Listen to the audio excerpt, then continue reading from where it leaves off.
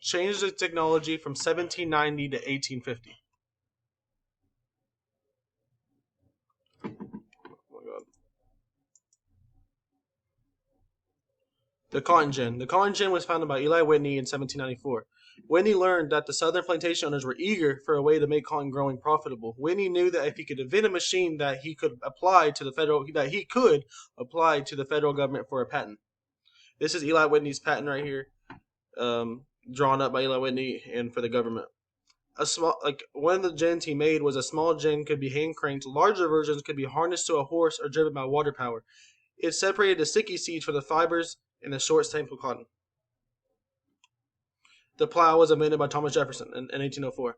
The materials used for the plow were like wood, irons, and a steel frame. This is a picture in the top right of the first plow that Thomas Jefferson created.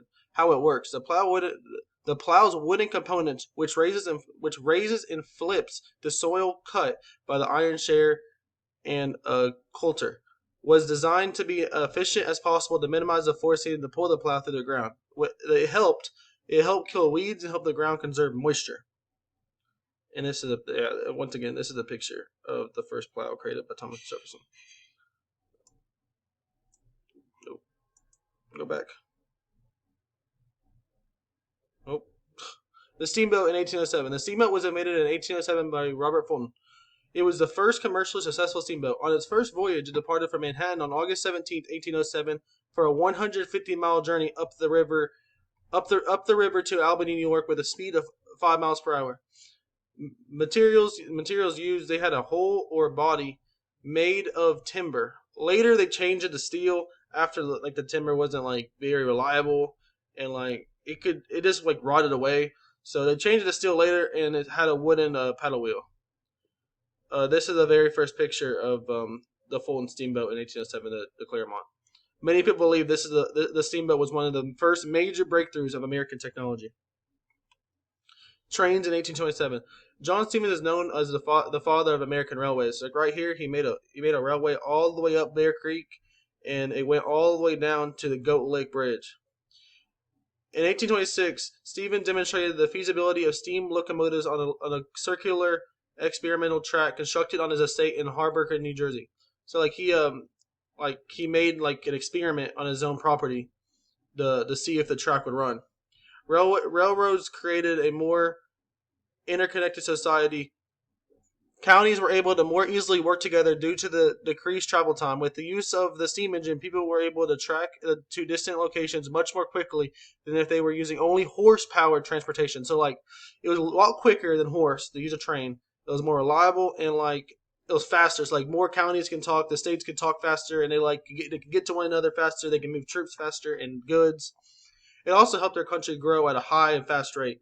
We grew by getting materials from one place to another to be able to build cities, roads, houses, etc.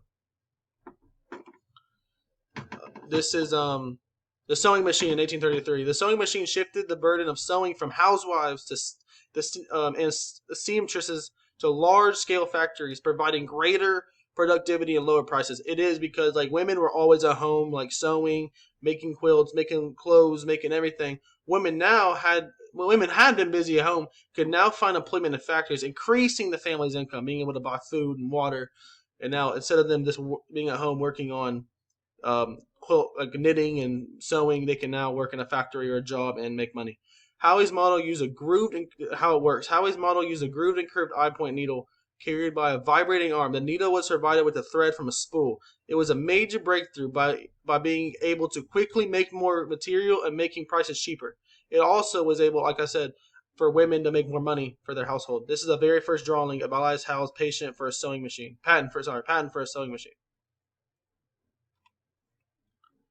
This is Samuel Colt's invented the revolver in 1836. This is one of the very first breakthroughs in modern guns, or the very first breakthrough for American guns. It received the U.S. patent for a revolver mechanism that enabled a gun to be fired multiple times without reloading. One of the first guns that can be fired multiple times without having to reload it. And Colt founded a company that manufactured a revolving cylinder pistol. However, sales were slow and business floundered at the start. The Colt Patterson revolver was the first practical revolving cylinder handgun ever made. It had issues though. One drawback of the weapon was a tricky trigger, which only extended when the hammer was cooked. There were numerous instances of the trigger getting jammed in the retilical state and rendered the gun useless in battle. So like it got jammed, like you can't shoot nobody and you're kind of useless at that point. The paint tube in 1840. John Goff invented the paint tube. John Goff Rand invented the paint tube in 1840. He received the patent. In 1841, he received a U.S. patent for the collapsible tin paint tube. This is the tin paint tube up here. It was very like good from like at the time because you could close it and like reuse it. Like before then, paint was like glass or was it like there's something where you had to break it open and it couldn't be like be restored and it leaked everywhere. This is one of the first one, like right here.